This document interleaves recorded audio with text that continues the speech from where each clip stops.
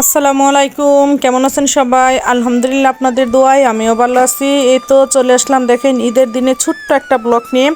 তো আসলে ঈদের দিন এত কাজ থাকে মহিলাদের বলার বাহিরে, আর পুরুষদেরও অনেক কাজ থাকে। আর পুরুষরা তো ঈদের দিন রাগে একটা ভাগ হয়ে যায়, মানে তাদের না জানি কথাই বলা যায় না, তাদের সাথে এরকম রাগ উঠে থাকে।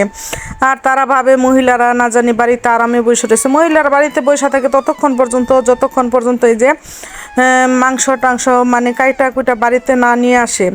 তো বাড়িতে যখন নিয়ে আসা ফালাইলো তখন তো মহিলাদের কাজের আসলে সীমাই থাকে না, মানে একটার পর একটা কাজ। প্রথমে কাজ হলো আগে মাংস রান্না বসায় দাও তাড়াতাড়ি, মানে খাবো। আর কুরবানির মাংস খাওয়ার জন্য তো সবার ভিতরে একটা হাহাকার ছুটে, মানে কখন মুড়ি দেয়া মাংসর ঝুল দেয়া মাংস দেয়া খাবো, এরকম একটা চিন্তা ভাবনা ছোট বড় সবার ভিতরে থাকে। আর ঈদের দিনের মাংসটা তো আসলে আসলে যে যেরকম ভাবে বসাক না কেন রান্নাটা আল্লাহ একটা রহমত দেয়া থাকে, মানে রান্না এমনিতে মজা হয়।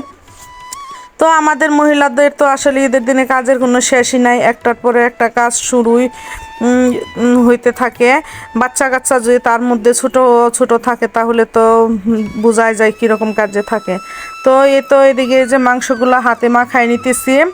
তারপর আসলে বাকি কাজগুলোর ভিডিও করতে পারি নাই, আসলে এত পরিমাণ ব্যস্ত ছিলাম বলার বাহিরে।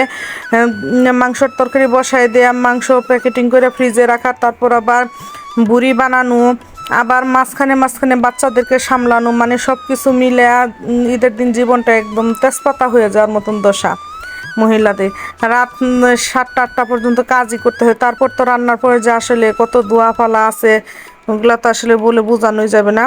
তো ঈদের দিন পুরুষদের অনেক কষ্ট যায়, মহিলাদের অনেক কষ্ট যায়, সবাই কাজ করে, ছোট বড় সবাই, বাচ্চারাও কাজ করে, যারা মানে একটু উপযুক্ত হয় বাচ্চারা তারাও কাজ করে। তো আমার বড় ছেলে খুব কাজ করছে ঈদের দিন।